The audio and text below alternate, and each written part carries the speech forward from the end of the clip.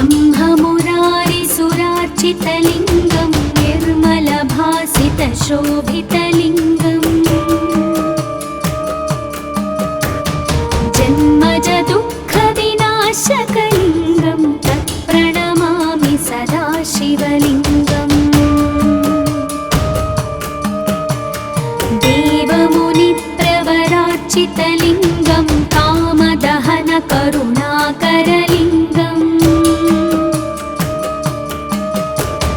रावणदर्पविनाशनलिङ्गं तत्प्रणमामि सदा शिवलिङ्गम् सर्वसुगन्धसुलेपितलिङ्गं बुद्धिविवर्धनकारणलिङ्गं सिद्धसुरासुरवन्दितलिङ्गं तत्प्रणमामि सदा शिवलिङ्गम् कनकमहामणिभूषितलिङ्गं फणिपतिवेष्टितशोभितलिङ्गम् दक्षसुयज्ञविनाशनलिङ्गं तत्प्रणमामि सदा शिवलिङ्गम्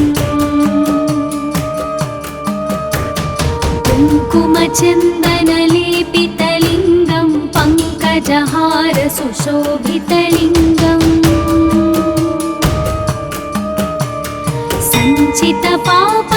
सञ्चितपापविनाशनलिङ्गं तत्प्रणमामि सदा शिवलिङ्गम्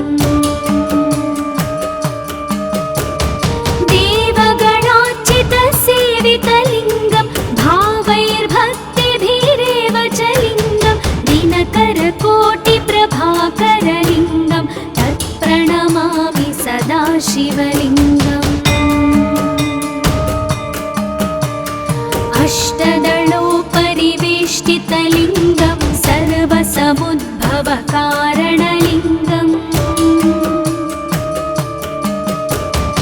अष्टदरिद्रविनाशनलिङ्गं तत्प्रणमामि सदा शिवलिङ्गम्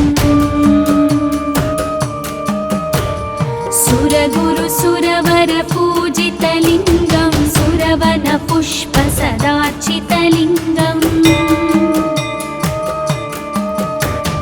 परात्परं परमात्मकलिङ्गं तत्प्रणमामि सदा शिवलिङ्गम् तत्प्रणमामि सदा शिवलिङ्गम् तत्प्रणमामि सदा शिवलिङ्गम् लिङ्गाष्टकमिदं पुण्यं यः पठेत् शिवसन्निधौ शिवलोकमवाप्नोति शिवेन सह मोदते। ॐ नमः शिवाय।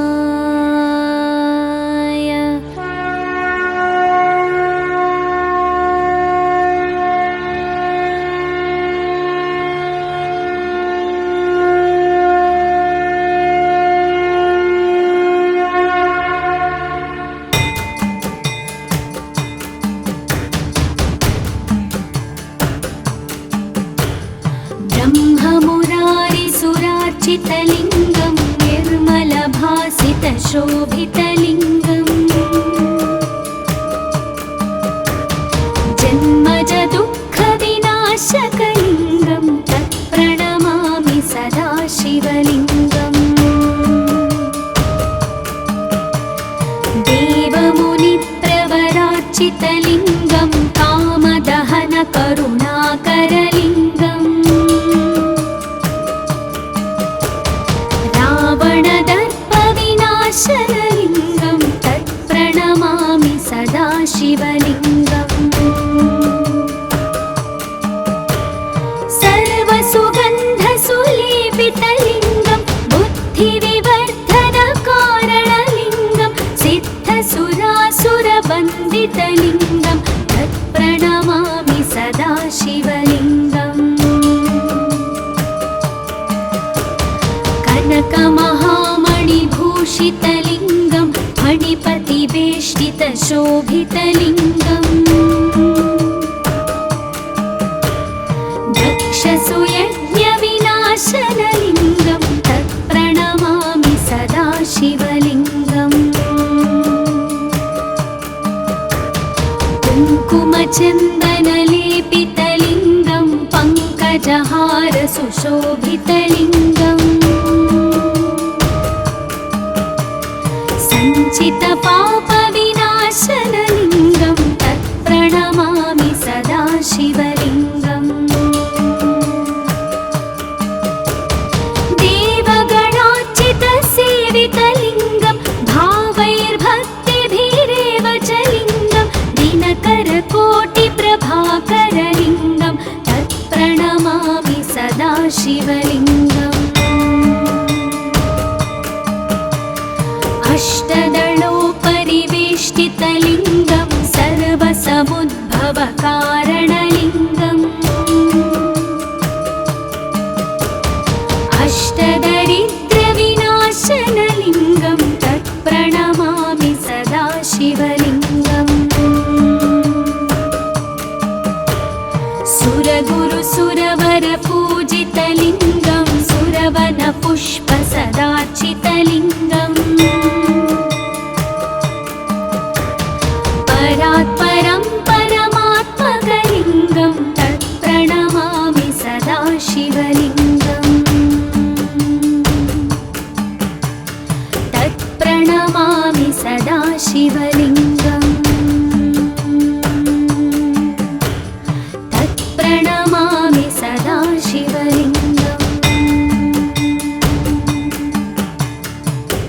लिङ्गाष्टकमिदं पुण्यं यः पठेत् शिवसन्निधौ शिवलोकमवाप्नोति शिवेन सह मोदते। ॐ नमः शिवाय।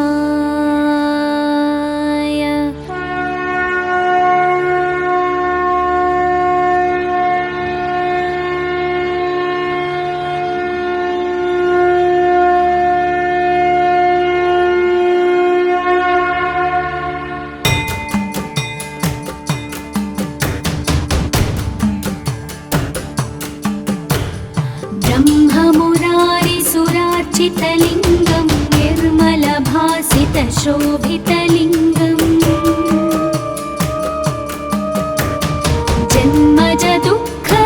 जन्मजदुःखविनाशकलिङ्गं तत्प्रणमामि सदा शिवलिङ्गम् देवमुनिप्रवरार्चितलिङ्गं कामदहनकरुणाकरलिङ्गम् रावणदर्पविनाशनलिङ्गं तत्प्रणमामि सदा शिवलिङ्गम् सर्वसुगन्धसुलेपितलिङ्गं बुद्धिविवर्धनकारणलिङ्गं सिद्धसुरासुरवन्दितलिङ्गं तत्प्रणमामि सदा शिवलिङ्गम् कनकमहामणिभूषितलिङ्गं मणिपतिवेष्टितशोभितलिङ्गम् दक्षसुयज्ञविनाशनलिङ्गं तत्प्रणमामि सदा शिवलिङ्गम् कुङ्कुमचन्दनलेपितलिङ्गं पङ्कजहार सुशोभितलिङ्गम् सञ्चितपापविनाशनलिङ्गं तत्प्रणमामि सदा शिवलिङ्गम् देवगणार्चितसेवितलिङ्गं भावैर्भक्तिभिरेव च लिङ्गं दिनकरकोटिप्रभाकरलिङ्गं तत्प्रणमामि सदा शिवलिङ्गम् अष्टदलोपरिवेष्टितलिङ्गं सर्वसमुद्भवकारणलिङ्गम्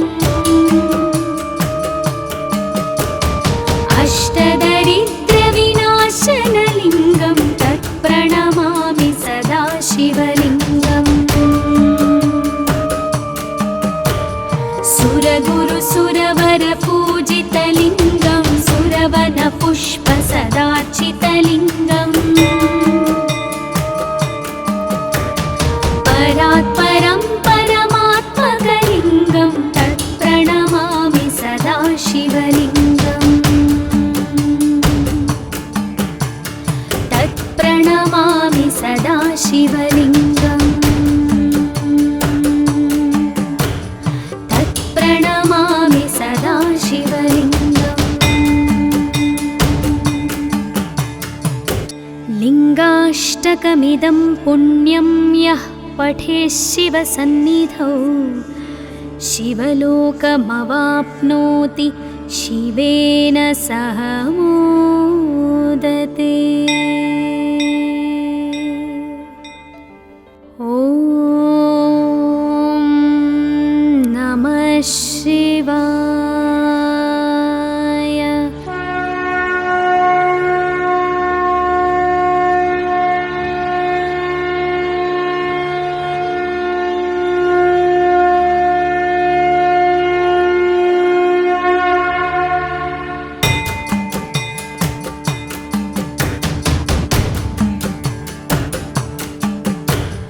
ब्रह्ममुरारिसुरार्चितलिङ्गं निर्मलभासितशोभितलिङ्गम्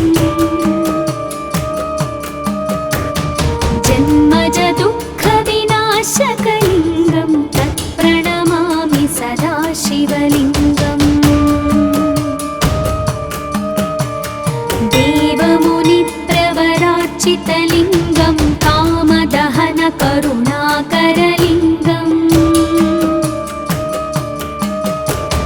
रावणदर्पविनाशनलिङ्गं तत्प्रणमामि सदा शिवलिङ्गम्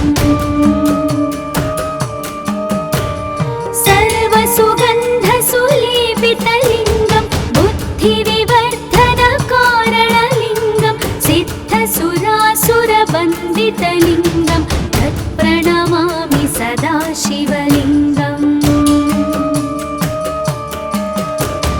कनकमहामणिभूषितलिङ्गं फणिपतिवेष्टितशोभितलिङ्गम् दक्षसुयज्ञविनाशनलिङ्गं तत्प्रणमामि सदा शिवलिङ्गम् कुङ्कुमचन्दनलेपितलिङ्गं पङ्कजहारसुशोभितलिङ्गम् सञ्चितपापविनाशनलिङ्गं तत्प्रणमामि सदा शिवलिङ्गम् देवगणार्चितसेवितलिङ्गं भावैर्भक्तिभिरेव च लिङ्गं दिनकरकोटिप्रभाकरलिङ्गं तत्प्रणमामि सदा शिवलिङ्गम् अष्टदलोपरिवेष्टितलिङ्गं सर्वसमुद्भवकारणलिङ्गम् अष्टदरिद्रविनाशनलिङ्गं तत्प्रणमामि सदा शिवलिङ्गम्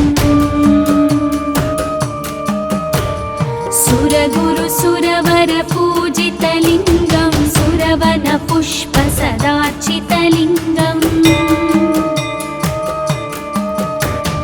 परात्परं परमात्मकलिङ्गं तत्प्रणमामि सदा शिवलिङ्गम्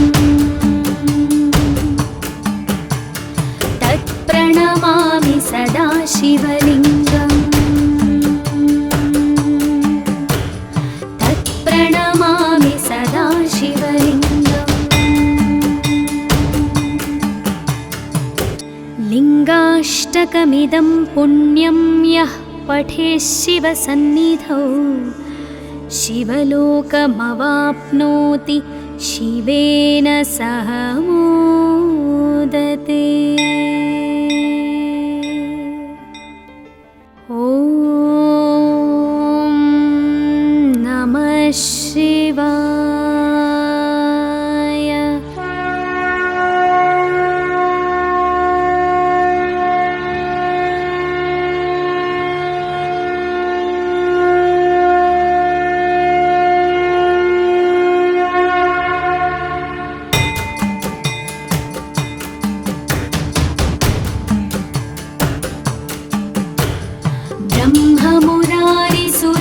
निर्मलभासितलिङ्गं निर्मलभासितशोभितलिङ्गम्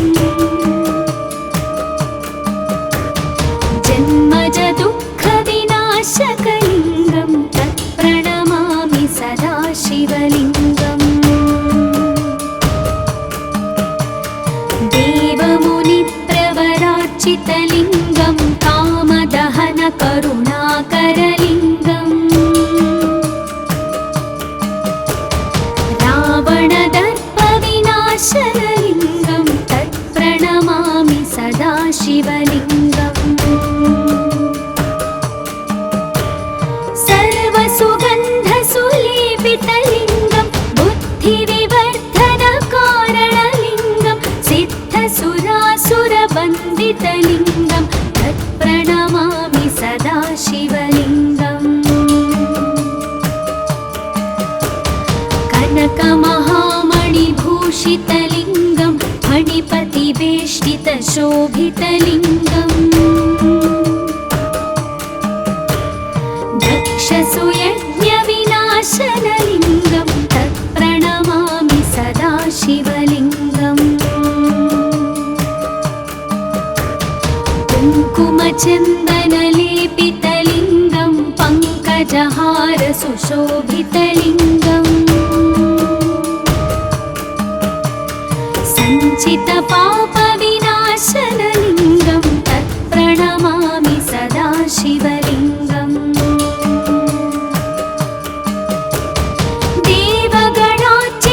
देवगणार्चितसेवितलिङ्गं भावैर्भक्तिभिरेव च लिङ्गं दिनकरकोटिप्रभाकरलिङ्गं तत्प्रणमामि सदा शिवलिङ्गम् अष्टदलोपरिवेष्टितलिङ्गं सर्वसमुद्भवकारणलिङ्गम् अष्टदरिद्रविनाशनलिङ्गं तत्प्रणमामि सदा शिवलिङ्गम् सुरगुरुसुरवरपूजितलिङ्गं सुरवनपुष्पसदार्चितलिङ्गम् परात्परं परमात्मकलिङ्गं तत्प्रणमामि सदा शिवलिङ्गम् तत्प्रणमामि सदा शिवलिङ्गम् तत्प्रणमामि सदा शिवलिङ्गम् लिङ्गाष्टकमिदं पुण्यं यः पठेत् शिवसन्निधौ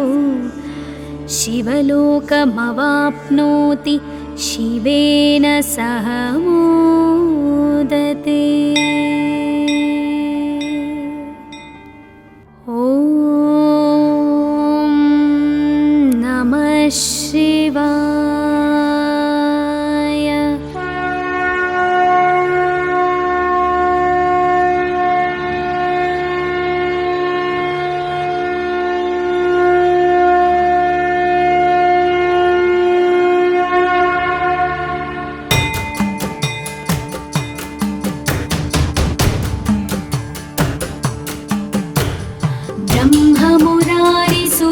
ब्रह्ममुरारिसुरार्चितलिङ्गं निर्मलभासितशोभितलिङ्गम् जन्मज दुःखविनाशकलिङ्गं तत्प्रणमामि सदा शिवलिङ्गम्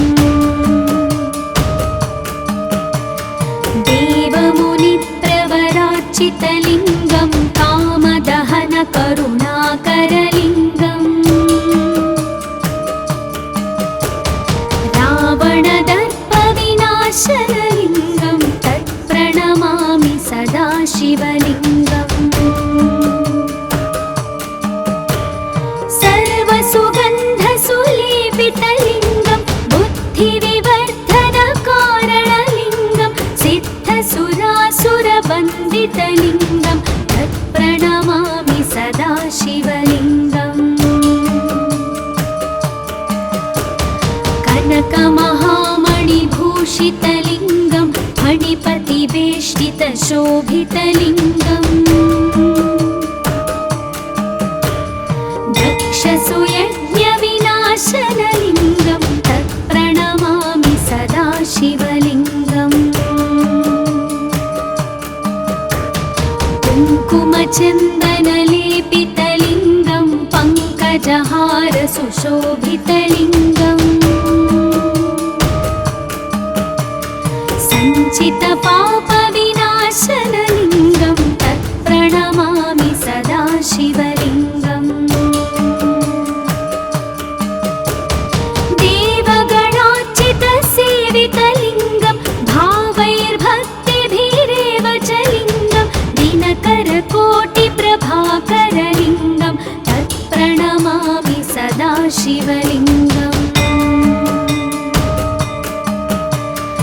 अष्टदलोपरिवेष्टितलिङ्गं सर्वसमुद्भवकारणलिङ्गम् अष्टदरिद्रविनाशनलिङ्गं तत्प्रणमामि सदा शिवलिङ्गम् सुरगुरुसुरवरपूजितलिङ्गं सुरवनपुष्पसदार्चितलिङ्गम् परात्परं परमात्मकलिङ्गं तत्प्रणमामि सदा शिवलिङ्गम् तत्प्रणमामि सदा शिवलिङ्गम् तत्प्रणमामि सदा शिवलिङ्गम् लिङ्गाष्टकमिदं पुण्यं यः पठेत् शिवसन्निधौ शिवलोकमवाप्नोति शिवेन सह मोदते। ॐ नमः शिवाय।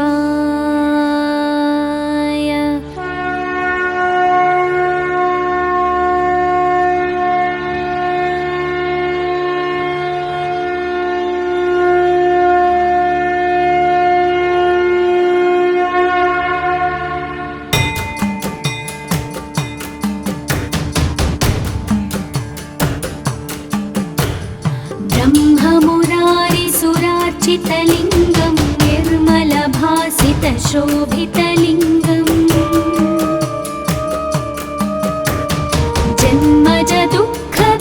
जन्मजदुःखविनाशकलिङ्गं तत्प्रणमामि सदा शिवलिङ्गम्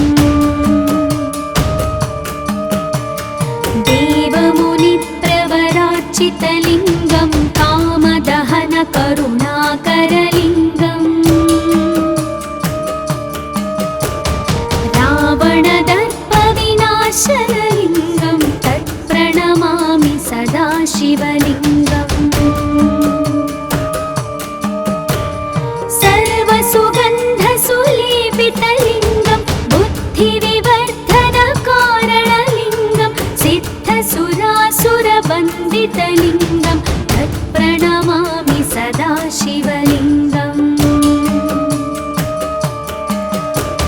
कनकमहामणिभूषितलिङ्गं फणिपतिवेष्टितशोभितलिङ्गम् दक्षसुयज्ञविनाशनलिङ्गं तत्प्रणमामि सदा शिवलिङ्गम् कुङ्कुमचन्दनलेपितलिङ्गं पङ्कजहारसुशोभितलिङ्गम् सञ्चितपापविनाशनलिङ्गं तत्प्रणमामि सदा शिवलिङ्गम् देवगणार्चितसेवितलिङ्गं भावैर्भक्तिभिरेव च लिङ्गं दिनकरकोटिप्रभाकरलिङ्गं तत्प्रणमामि सदा शिवलिङ्गम् अष्टदलोपरिवेष्टितलिङ्गं सर्वसमुद्भवकारणलिङ्गम्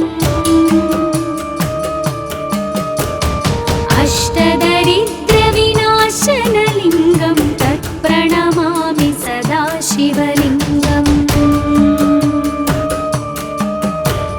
सुरगुरुसुरवरपूजितलिङ्गं सुरवनपुष्पसदार्चितलिङ्गम्